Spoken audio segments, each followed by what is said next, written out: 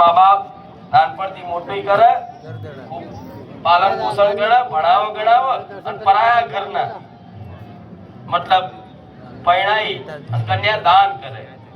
આજે તો વળતરમાં હોમે લેશે પૈસા તો પૂરી વાત કહેવાય.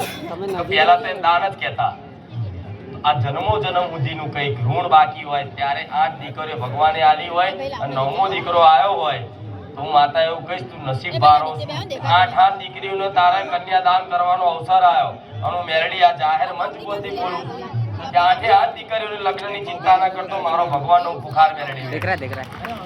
तेरा दिख रहा है पर मेरा तो શું કરીશ સમનું કરીશ आगे आ गया ना સમાજ ભલે ગમે તેટલા કે 8 पूरा दिख रहा है જેટલા ખાધા છે वहाँ पे आ गया બહુ મેળા ખાધા હોય પણ છે ને સંસારની માયા એવી છે પટેલ. કોઈ અજ્ઞાનતા છે ને એટલે કોઈ સમજતું નહીં. નકર દીકરી પ્રસાદ છે, ભગવાનની કૃપા છે બહુ મોટી. લક્ષ્મીનું રૂપ કે 8 લક્ષ્મીનો અવતાર. જેટલો મોટો ધનવાન છું ખબર નહીં. હવે આ શીખ આલું છું દરેકને તારા માધ્યમથી જેથી બધાએ નિરાશ થઈ જાય છે ને પટેલ. નિરાશ ના થવાય, ક્યારેય નિરાશ ના થવાય. ભગવાન જે આલે છે બધું તમારું મંગલ કરવા માટે જ આલે છે. દર વખતે ડોક્ટર તો બધું ઊંધું બોલતા પણ આ વખતે ગોળી પણ નથી લેવી પડી અને ડોક્ટરે 3.5% ખૂન જ કીધું હતું તો 5 મિનિટની અંદર રિપોર્ટ આવ્યો 9.5% ખૂન થઈ ગયું હતું. ભલે રામ.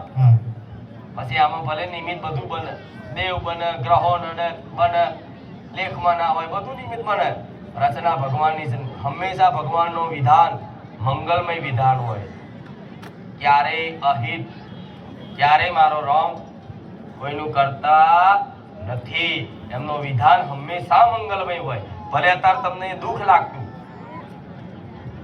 પણ જો જ્ઞાન હોય ને તો આ રહસ્ય સમજી શકો. એટલે તો આ વાતો મારથી નહીં કહેવાતી કેમ કે આ બધું પછી ઉપરથી જાય પટેલ. હું એટલી ઊંડાણની વાતો કરું છું ને ઉપરથી જાય છે અમુકને. સત્ય છે સત્ય છે અને હું એ સત્યની વાત કરું જે સત્યથી ઉપર પરમ સત્ય છે. સમજ્યા? એટલે આના હસતા હસતા સ્વીકારો. આની ખુશી તો બરોબર છે. હવે આ દીકરો આવ્યો એટલે દીકરાને એટલા બધા લાડ કરવા 8 દીકરીઓને કદાચ હરખાવણા ના રાખતા કે ને કે પટેલ વધારે ઓછું રાખે ને ભેદભાવ ના રાખતા. ભલે રામ નામકરણ કરવું છે. રામ એનું નામ શું? રામ. બીજા નંબરની છોડી દે નિશાળમાં જઈને નામ લખાયું હતું ભણતી રામ નામ છોડીને સાહેબ નિશાળમાં ભણાઈ પૂછ્યું કે તાર ભાઈનું નામ શું છે કે રામ. હા છોકરી બોલી નિશાળમાં